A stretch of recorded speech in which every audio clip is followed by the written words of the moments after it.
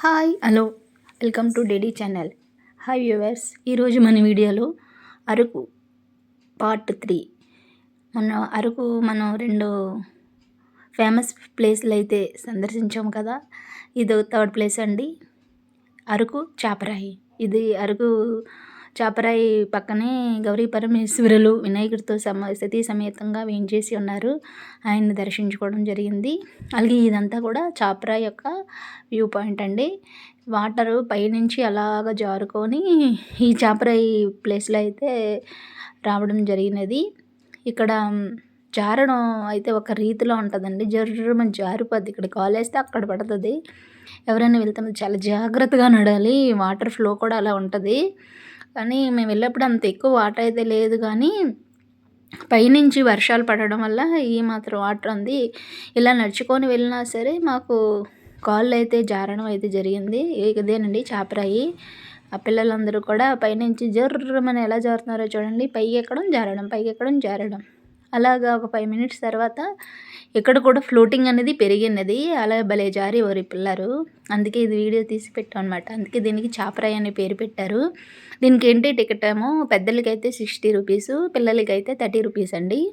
దీనికి entry ticket కూడా పెట్టేశారు గేట్ ఏర్పాటు చేసి. చాపరాయి దగ్గర బొంగులో చికెను, చీకులు ఇవన్నీ కూడా కొంచెం చాలా రీజనబుల్ కాస్ట్లో కూడా దొరుకుతాయి. ఆ బొంగులో చికెన్ అయితే బాగుంటుంది, చాలా టేస్టీగా ఉంటుంది. చీకులు కూడా అమ్ముతారు ఇక్కడ చాపరాయి దగ్గర. ఇక్కడ మనం వాటర్లో ఎక్కువసేపు బాగా మనం తీరి అవి తిని మనం కొనుక్కోవచ్చు. వాటర్ అయితే ఫ్లోటింగ్ ఇలాగే ఉంది, నార్మల్గానే ఉంది. బాగా నడిచి చాలాసేపు అయితే ఇక్కడ ఎంజాయ్ చేసాము. చాలా బాగుంది అరకు చాపరాయి. అందరూ కూడా చూడవలసిందే.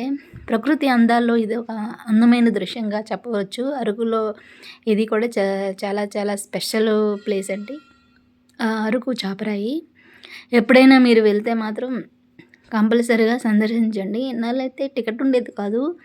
ఈ మధ్యలో టూరిజం వాళ్ళు దాన్ని కూడా టికెట్ మాత్రం పెట్టేసి 60 to 30 రూపీస్ రేషియోలో కూడా పెట్టారు.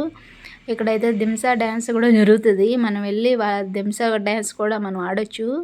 వాళ్ళే స్వయంగా ఒక పాట ప్లే చేస్తూ డ్రమ్స్ వాయించుకుంటూ దింసా డ్యాన్స్ అయితే వాళ్ళు ఇక్కడ మన సొంతంగా ఆడొచ్చు. వాళ్ళు స్టెప్స్ చెప్తూ ఉంటారు గిరిజన మహిళలు. ఆ స్టెప్స్ ప్రకారం ఇక్కడ దింసా డ్యాన్స్ చేయొచ్చు. మేము వెళ్ళేసరికి ఈవినింగ్ అయిపోయింది. ఇంకా డ్యాన్స్ అది చేస్తూ ఉంటే టైం అయిపోద్దని మేము హడావిడిగా వెళ్ళిపోవడం జరిగింది. దింసా డ్యాన్స్ అయితే మేము చేయలేదు. మామూలుగా ఒక ఫోటో పిక్ ఒకటి తీసుకొని వచ్చేసాము.